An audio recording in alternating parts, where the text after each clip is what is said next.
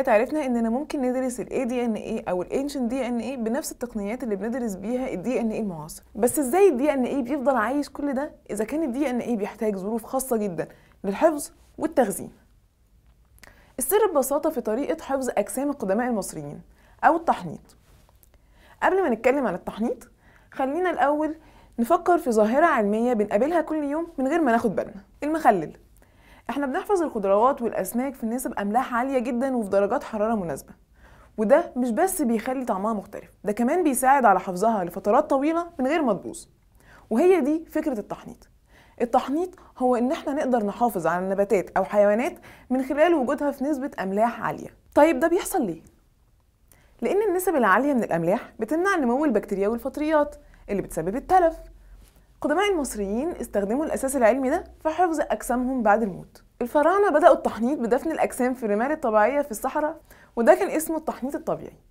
وبعد كده بدأوا التحنيط الصناعي باستخدام مواد كيميائية متوفرة في الطبيعة زي الزيوت والتوابل والأملاح المختلفة من وادي النطرون علشان يعطروا الجثث ويحفظوها من التلف، وده نفس الأساس العلمي اللي شرحناه. قدماء المصريين كانوا بيقوموا بعملية التحنيط بعد ما بيشيلوا من الأجسام كل الأعضاء الرخوة اللي ممكن تساعد على التلف زي الأمعاء والقلب، وكانوا بيقوموا بالتحنيط علشان في دياناتهم أجسام الملوك لازم يتم حفظها علشان توصل سليمة لمرحلة الحياة الأخرى بعد الموت. ومع إن السبب اللي خلى القدماء المصريين يطوروا التحنيط ويقوموا بيه لسنين طويلة كان مرتبط أصلا بمعتقداتهم الدينية، إلا إن التحنيط كان له فايدة كبيرة جدا في حفظ الدي إن إيه، لأنه وفر مناخ عازل للدي إن إيه من الحرارة المرتفعة في مصر.